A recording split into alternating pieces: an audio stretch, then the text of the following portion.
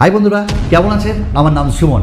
আর actually আমার হাতে আজকে যে স্মার্টফোনটা আছে সেটা স্যামসাংয়ের A54, বাট স্যামসাং তাদের একটা আপগ্রেডেড ভার্সন আনতে চলেছে A54-এর।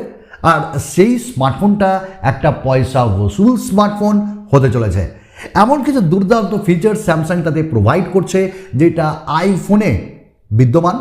অ্যাকচুয়ালি সব জিনিস নিয়ে কথা বলবো আজকে স্যামসাং M54-এর সঙ্গে আছেন তো। আর স্যামসাং M54 নিলে আপনাদের প্রফিট আর আমার প্রফিট যদি আপনারা সাবস্ক্রাইব করেন লাইক আর একটু কমেন্ট। অ্যাকচুয়ালি স্যামসাং A54 এটা একটি ওভার প্রাইস স্মার্টফোন, এটা সবাই বলছে। আর আমার আপকামিং রিভিউ তো আসছেই, ফুল রিভিউ অনেস্টির ট্যাগলাইন থাকবে। স্যামসাং M54 এই স্মার্টফোনটা অফিসিয়ালি কনফার্ম হয়ে গেছে। স্যামসাং নিজে তার তথ্য দিয়ে দিয়েছে ওয়েবসাইটে, চেক আউট। স্যামসাং M54 এই স্মার্টফোনটি এই মাসের শেষে অথবা আগামী মাসে লঞ্চ হতে চলেছে এবং অফিসিয়ালি বাংলাদেশের মার্কেটেও স্যামসাং M54 অবশ্যই যাবে। অ্যাকচুয়ালি স্যামসাং A54-এ আমরা যে জিনিসগুলো পাইনি সেগুলো স্যামসাং M54-এ পেতে চলেছে। কিছু কিছু জিনিস যেগুলো আমার ভালো লেগেছে যেটা স্যামসাং A54-এ নেই, যেমন ক্যামেরাতে আপগ্রেড করেছে এবার স্যামসাং M54। আবার তার সাথে এমন একটা আইফোনের ফিচার্স আমরা স্যামসাং M54-এ পাচ্ছি যেটা এখনও পর্যন্ত মিড রেঞ্জের কোনো স্মার্টফোনে পাইনি। এবং একই সাথে ব্যাটারিতেও বেস ইমপ্রুভমেন্ট এবং ডিসপ্লেতে বেস ইমপ্রুভমেন্ট দিচ্ছে স্যামসাং।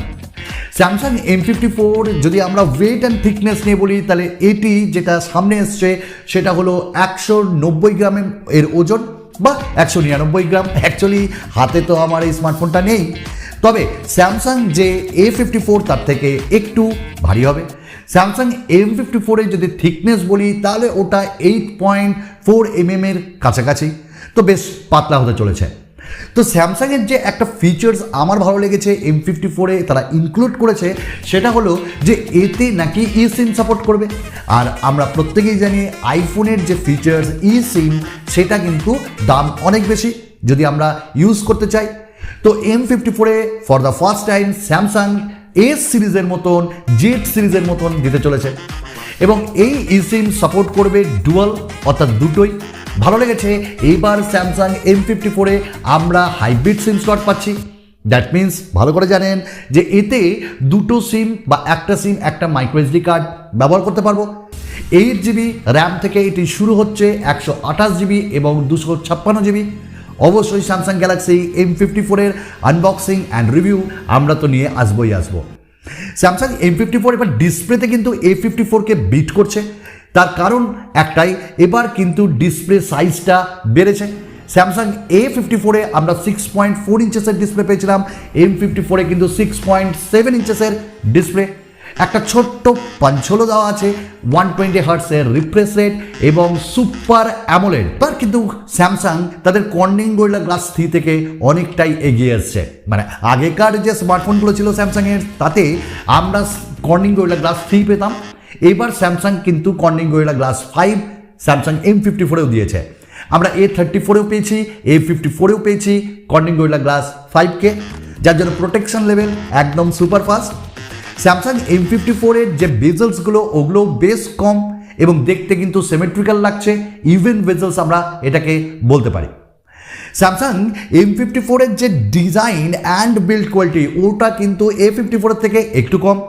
আমরা স্যামসাং A54-এ কিন্তু পেয়েছি গ্লাস ডিজাইন, বাট স্যামসাং M54-এ যতদূর জানা যাচ্ছে পলিকার্বনেট বা গ্লাস্টিক ডিজাইন স্যামসাংয়ের ল্যাঙ্গুয়েজে, এবং চারিদিকের যে ফ্রেমটা ওটাও polycarbonate but matte ফিনিশে।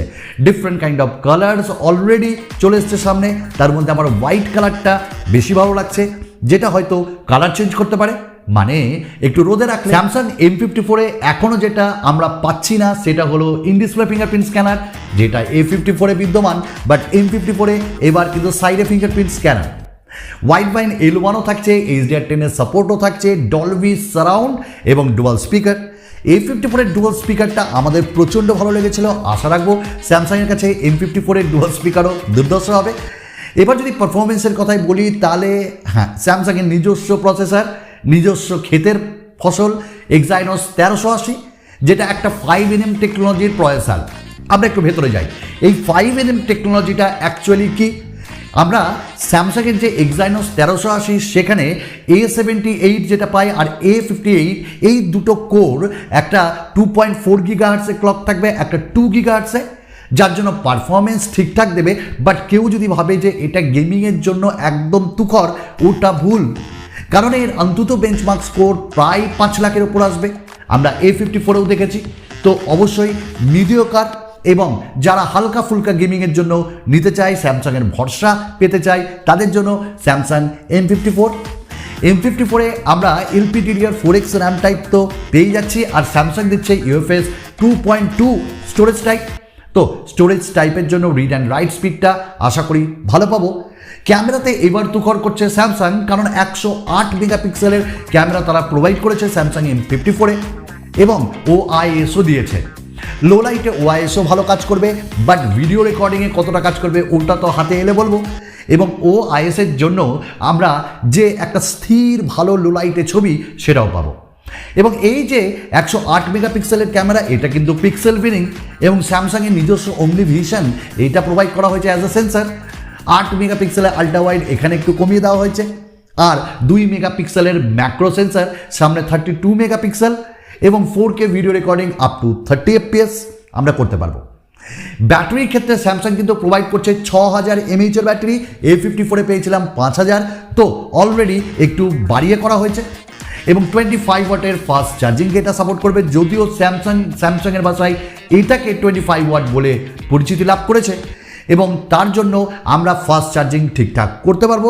6000 mAh battery বেশ ভালো দিবে। ভালো ব্যাটারির সঙ্গে আমরা ভালো ইউআইও পাবো, One UI 5.1 এবং 4 বছরের মেজর আপডেট, সিকিউরিটি প্যাচ আপডেট আমরা প্রায় 5 বছরের পাবো। ব্লুটুথ তেমন থাকবে না। তো এটা হলো স্যামসাং M54, আসছে খুব তাড়াতাড়ি, আগামী মাস পর্যন্ত আমাদের ওয়েট করতেই হবে। এবং তারই মাঝে এই স্মার্টফোনটির প্রাইস বলা হচ্ছে 30,000-এর মধ্যেই থাকবে। তো A54-কে স্যামসাং M54 কি বিট করতে পারবে? অবশ্যই আমরা আনবক্সিং রিভিউ তো নিয়ে আসবই আপনাদের সাথে। শুধু আপনাদেরকে একটাই আমার অনুরোধ, ছোট ভাই বা দাদারা যারাই দেখছেন তারা এই সুমনদাকে একটু সাপোর্ট করুন, আর আপনাদের ভালোবাসা থেকে বঞ্চিত করবেন না। চলুন আরও একটা নতুন ভিডিওতে আপনাদের সঙ্গে খুব তাড়াতাড়ি দেখা হবে। বাই।